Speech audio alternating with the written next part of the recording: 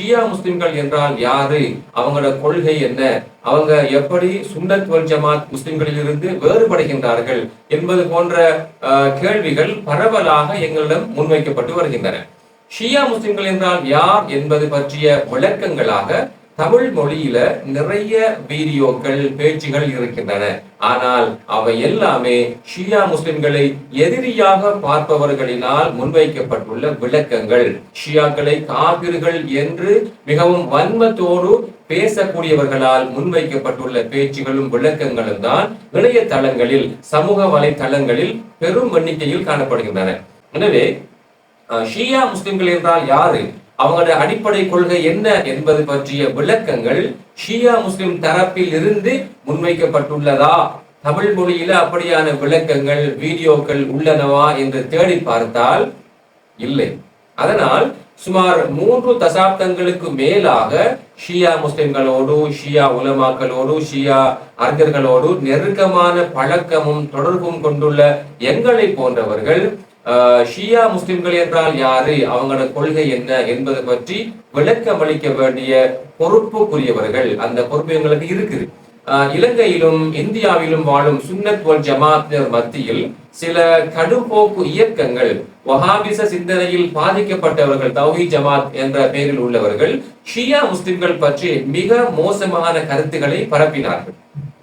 அல்லாஹ்வையும் ரசூலையும் ஏற்று பரிசுத்த அல் குர்ஆனை பின்பற்றி புனித காபாவை நோக்கி தொழுது வருகின்ற, நோன்பு, ஹஜ்ஜி போன்ற கடமைகளை சரியாக செய்து வருகின்ற அந்த ஷியா முஸ்லிம்களை மிக மோசமாக, மிக இழிவாக அந்த கடும் போக்காளர்கள் பரப்புரை செய்தார்கள். அவதூறுகளையும் அபாண்டங்களையும் அள்ளி எறிந்தார்கள். ஏராளமான நூல்கள், இணையதளங்கள், மாநாடுகள், நோட்டீஸ்கள், போஸ்டர்கள், தெருமுறை பிரச்சாரங்கள், விழிப்புணர்வு கருத்தரங்குகள் என்று ஷியா முஸ்லிம்களுக்கு எதிராக பெரும் எதிர்ப்பு பிரச்சாரங்களை அவர்கள் முன்னெடுத்தார்கள். ஷியா முஸ்லிம்களை பற்றி எதுவும் தெரியாதிருந்த சுன்னத் வல் ஜமாத் பொதுமக்களாகிய இந்திய, இலங்கை வாழ் முஸ்லிம்களும் அந்த அபாண்டங்களை, ஷியா முஸ்லிம்கள் மீது கூறப்பட்ட அந்த அபாண்டங்களையும் அவதூறுகளையும் உண்மை என்று நம்பி ஏமாந்து போனார்கள். அன்புக்குரியவர்களே, ஷியாக்கள் என்போர் யார் என்று கேட்டால் உங்களது சுருக்கமான பதில் என்னவாக இருக்கும்? நான் சுருக்கமாக சொல்கின்றேன். நபி ஸல்லல்லாஹு அலைஹி வஸல்லம் அவர்கள் தமது மறைவுக்கு பின்னால் புனித குர்ஆனும் அஹ்லுல் பைத்தினரும் கூறும் வழிகாட்டலின் ஊடாக மார்க்கத்தை பின்பற்றும்படி பணிப்புரை, கட்டளை வழங்கியிருந்தார்கள். இந்த கட்டளையின் அடிப்படையில் குர்ஆன், அதே போன்று அஹ்லுல் பைத்தினரின் வழிகாட்டலின் ஊடாக இஸ்லாம் மார்க்கத்தை பின்பற்றுவோரையே ஷியா எனும் பதம் குறிக்கின்றது. அதாவது புனித அல் குர்ஆனையும் நபி அவர்களையும் நபி அவர்களுடைய அஹ்லுல் பைத்தினரையும் பின்பற்றுகின்ற சமூகமே ஷியா சமூகம். நபிகளாரின் வஃபாத்திற்கு பிறகு அஹ்லுல் பைத்தை சேர்ந்த 12 இமாம்களின் தலைமைத்துவத்தை ஏற்றி வாழ்பவர்கள் ஷியா முஸ்லிம்கள் என்று அழைக்கப்படுகின்றார்கள். அப்ப சுன்னத் வல் ஜமாத் என்றால் யார் என்று கேட்டால் புனித அல் குர்ஆனையும் நபி அவர்களையும் பின்பற்றுகின்ற சமூகமே சுன்னத் வல் ஜமாத் சமூகம். புனித அல் குர்ஆனையும் நபி அவர்களையும் நபி அவர்களது அஹ்லுல் பைத்தினரையும் பின்பற்றுகின்ற சமூகமே ஷியா சமூகம். அவ்வளவுதான். சரி, இதை இன்னும் விரிவாக நாங்க பார்க்கலாம். முதலாவது, ஷியா முஸ்லிம்களின் அடிப்படை கொள்கைகள் என்ன என்பது பற்றி பார்ப்போம். சுன்னத் வல் ஜமாத் முஸ்லிம்களுடைய அடிப்படை கொள்கைகள் எவை என்று கேட்டால் எங்களுக்கு தெரியும். அல்லாஹ், மலக்குமார்கள், வேதங்கள், நபிமார்கள், மறுமை நாள், கலா கத்ர் ஆகிய 6 விடயங்களையும் நம்புவதுதான் சுன்னத் வல் ஜமாத் முஸ்லிம்களுடைய அடிப்படை கொள்கை. அதாவது ஈமானின் 6 கடமைகள் என்று இதனை நாங்கள் அறிந்து வைத்துள்ளோம். அதாவது இந்த 6 விடயங்களையும் ஒருவர் நம்பினால் அவர் முஸ்லிம் ஆவார். இதுதான் சுன்னத் வல் ஜமாத் கொள்கை. அதேவேளை ஷியா முஸ்லிம்களின் அடிப்படை கொள்கைகள் அல்லது ஈமானின் கடமைகள் 5ஆக வகுத்து கூறப்பட்டுள்ளன. அவை தௌஹீத், அல் ஆதில், நபிமார்கள், இமாம்கள், மறுமை நாள் ஆகிய 5 விடயங்கள். இதை கொஞ்சம் நாங்கள் சுருக்கமாக அல்லது விரிவாக பார்க்கலாம்.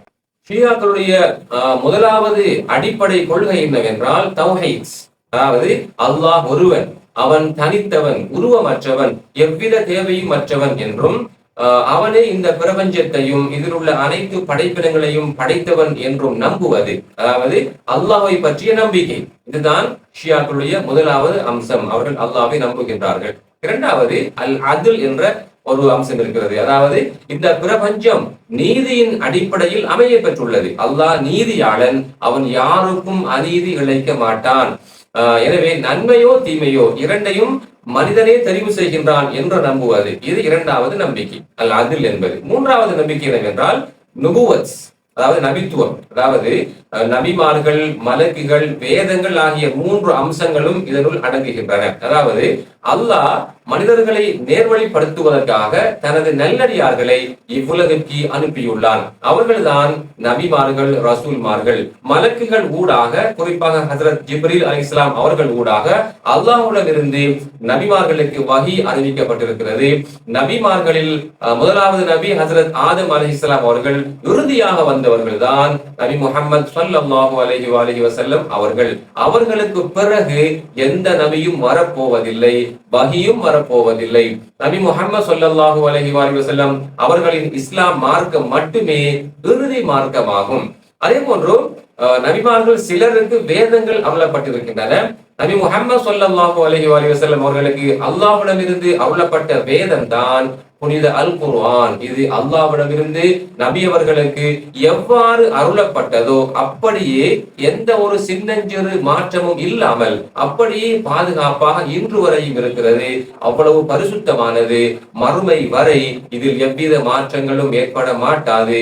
இந்த விடயங்களை நம்புவது இது மூன்றாவது நம்பிக்கை, மூன்றாவது கொள்கை. அதாவது நபிமார்கள், மலக்குகள், வேதங்கள் ஆகிய மூன்று அம்சங்களையும் நம்புவது ஷியா இஸ்லாத்தின் மூன்றாவது அடிப்படை கொள்கை. நான்காவது கொள்கை இமாமத் என்ற அம்சம். இதுதான் ஷியா முஸ்லிம்களின் கொள்கைக்கும் சுன்னி முஸ்லிம்களின் கொள்கைக்கும் இடையில் உள்ள ஒரு முக்கியமான வேறுபாடு என்று சொல்லலாம். அதாவது இமாமத் என்ற அம்சம் ஷியா இஸ்லாத்தின் அடிப்படை கொள்கைகளில் ஒன்று, அது சுன்னி இஸ்லாத்தில் இல்லை. அதாவது நபி ஸல்லல்லாஹு அலைஹி வஸல்லம் அவர்களுக்கு பிறகு இறை ஞானத்தை போதித்து மக்களை அல்லாஹ்வின் பாதையில் அழைப்பதற்காகவும் மார்க்கத்தை பாதுகாப்பதற்காகவும் எப்போதும் ஒரு வழிகாட்டி, ஒரு இமாம் உலகில் இருக்க வேண்டும். நபி ஸல்லல்லாஹு அலைஹி வஸல்லம் அவர்கள் அல்லாஹ்வின் கட்டளைக்கு இணங்க தமக்கு பிறகுள்ள ஒவ்வொரு காலத்திலும் ஓர் இமாமை அறிமுகப்படுத்தி இருக்கிறார்கள். இமாம் என்றால் மார்க்க விடயங்களிலும் உலக விடயங்களிலும் நபி ஸல்லல்லாஹு அலைஹி வஸல்லம் அவர்களின் பிரதிநிதியாக இருப்பவர். இமாம் யார் என்பதை நபி அவர்களே குறிப்பிட வேண்டும். ஏனெனில் இப்பெரும் பொறுப்பை சுமக்கும் திறன் யாருக்கு இருக்கிறது என்பதை அல்லாஹ்வின் உதவியோடு நபி அவர்கள் மாத்திரமே நன்கறிவார்கள். எனவே நபி முஹம்மது ஸல்லல்லாஹு அலைஹி வஸல்லம் அவர்கள் அல்லாஹ்வுடைய கட்டளை பிரகாரம் தமக்கு பிறகு தமது பிரதிநிதிகளாக அஹ்லுல் பைத் இமாம்களை நியமித்திருக்கிறார்கள். நபி அவர்களால் நியமிக்கப்பட்ட இமாம்கள் 12 பேர். அவர்களுள் முதலாவது இமாம் ஹஜ்ரத் அலி இப்னு அபி தாலிப் அலைஹிஸ்ஸலாம் அவர்களாகும். அந்த 12 இமாம்களில் இறுதியான இமாம் ஹஜ்ரத் இமாம் மஹ்தி அலைஹிஸ்ஸலாம் அவர்களாகும். 12 என்பதை அரபியில் இஸ்னா அஷர் என்பார்கள். இந்த 12 இறைநேசர்களை இமாம்களாக ஏற்று பின்பற்றும் ஷியா முஸ்லிம்கள் ஷியா இஸ்னா அஷரி என்று அழைக்கப்படுகின்றார்கள். இமாமியா என்றும் இவர்களுக்கு இன்னொரு பெயர் இருக்கிறது. நபி ஸல்லல்லாஹு அலைஹி வஸல்லம் அவர்கள் கூறியிருக்கிறார்கள், எனக்கு பிறகு உள்ள இமாம்கள் 12 நபர்களாகும். அவர்கள் அனைவரும் குறைஷியர்கள் என்று நபிகள் கூறியிருக்கிறார்கள். இது புகாரி, முஸ்லிம் போன்ற கிரந்தங்களில் பதிவு செய்யப்பட்டிருக்கக்கூடிய ஒரு நம்பகமான சஹீஹான ஒரு ஹதீஸ். எனவே இமாமத்தோடு தொடர்புடைய இந்த விடயங்களை நம்ப வேண்டும். இது ஷியா இஸ்லாத்தின் நான்காவது அடிப்படை கொள்கை. ஐந்தாவது கொள்கை என்னவென்றால் மறுமை நாள் பற்றிய நம்பிக்கை.